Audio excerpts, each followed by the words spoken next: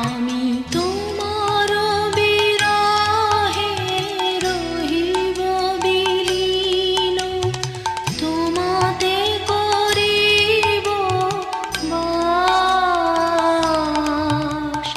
দীর্ঘ দিবস দীর্ঘ রজনী দীর্ঘ বরষ মাস, যদি